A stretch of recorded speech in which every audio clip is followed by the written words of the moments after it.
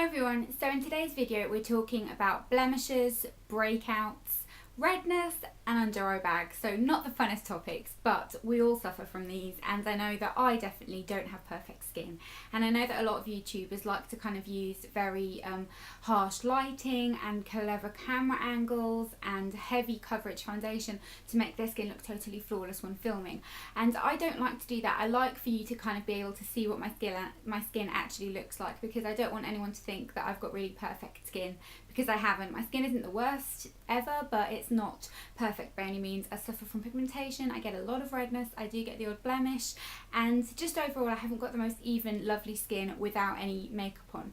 But we do use makeup to make our skin look better and to make ourselves look better, and that's what I'm doing in this video. I'm going to show you kind of my tips and tricks on how to cover blemishes, which I've got a few of at the moment, redness, under eye bags and all that jazz, because it's important to be able to cover the things up that don't make you feel as confident, even though you should feel confident no matter what. But I like to just kind of be able to make myself look a little bit better when possible.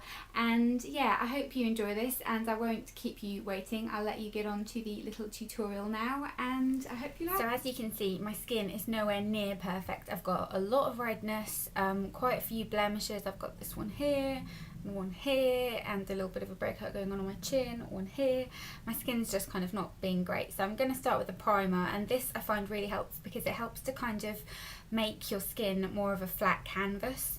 So this is the Cover FX Mattifying Primer, and this has got the added benefit of an anti-acne treatment with it, so you're kind of helping to treat your blemishes at the same time. So I just like to take a small amount of this and put this all over my face, concentrating it onto the problem areas and the problems that you know you're going to need to cover up. So really kind of making sure you've smoothed it everywhere. And we're going to tackle foundation first, because that's what I always do. I like to put foundation on and then I go in and see what else I need. So for foundation I'm going to use Bourjois Healthy Mix, purely because I haven't used this for a really long time. And you could use something heavier coverage. If I wanted my skin to look totally flawless and I was going somewhere, then I'd probably use the 17 Stay Time foundation. This is really nice, but I'm going to just wear something a little bit lighter today, because sometimes I feel like that's also better when you're trying to make your skin heal better.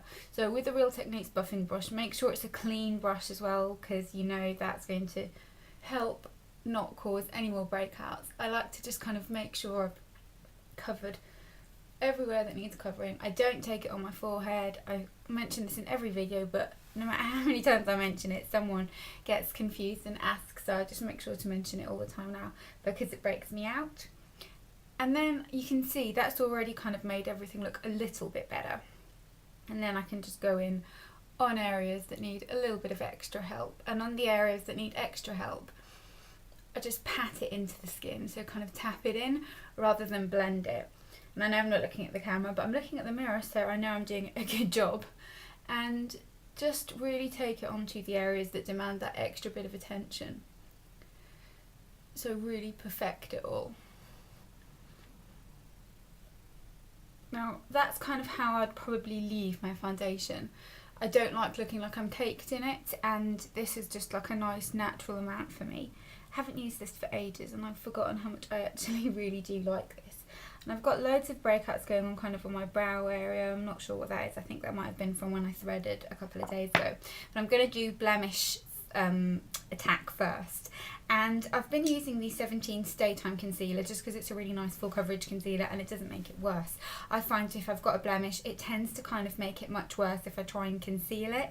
But this is really nice and it hasn't been doing that. It's just one of those little doe foot applicators. And I will come a little bit closer and just put it onto the affected area.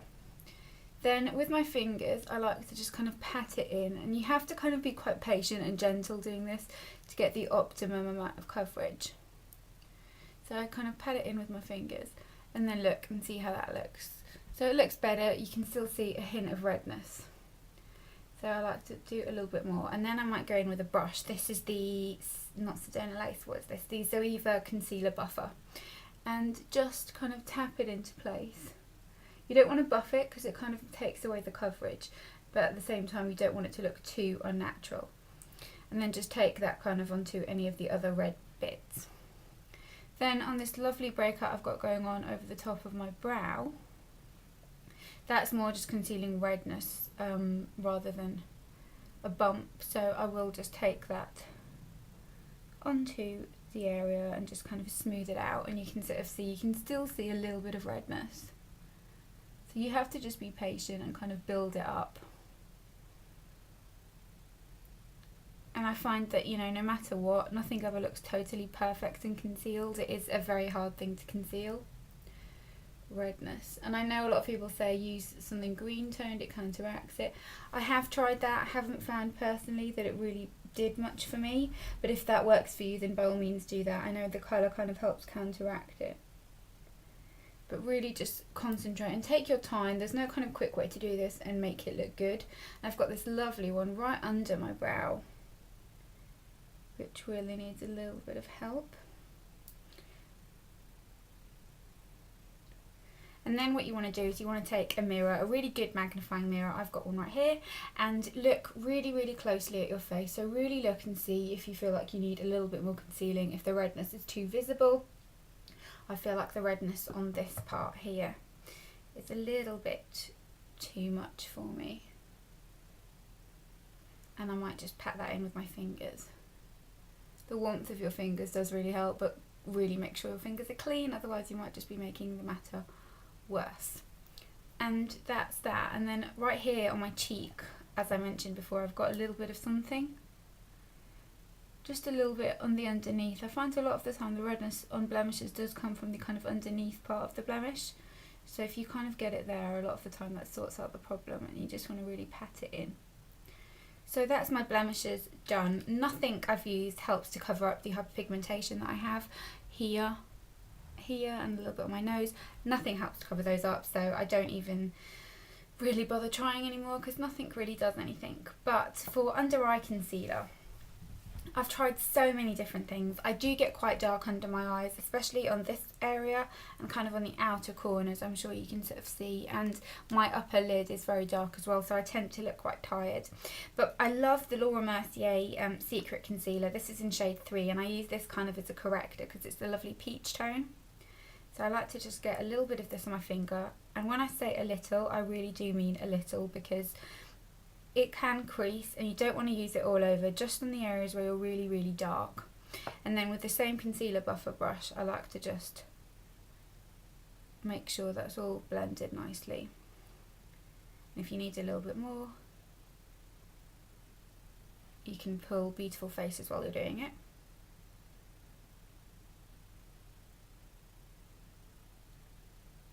And that really does help to take away the edge. You can sort of see the difference in the darkness here and the darkness here. But you also need something that's very brightening. And I did have really high hopes for the 17 concealer that was supposed to be the dupe for the Benefit concealer. I can't find it at the moment. I don't know where I've put my one. But oh, here it is. The Pore Paint. But the only thing with this is it's a little bit too light for me. I know it doesn't look that way, but you'll see here. It's very light, and I feel like it kind of highlights the area too much. So I like to just kind of put this on the top of my eyes because it helps to kind of brighten, but it doesn't give you that kind of reversed panda effect. My all-time favourite thing for brightening and concealing under the eyes has to be the Collection concealer.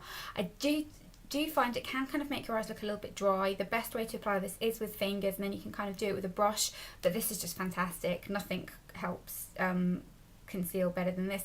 A lot of people have been talking about the Maybelline Fit Me concealer. I am going to try that, but I have just gone back to this time and time again. This is about my 4th tube, and I just be quite generous with it, take it all over, and then with my middle finger, I know that's kind of offensive, not my ring finger because my ring finger is just too small and it doesn't get the job done, I pat it all over, and it really, really just helps to kind of conceal and brighten everything. And then I like to just kind of get a bit more on the downwards areas where I get very dark, and just pat it in.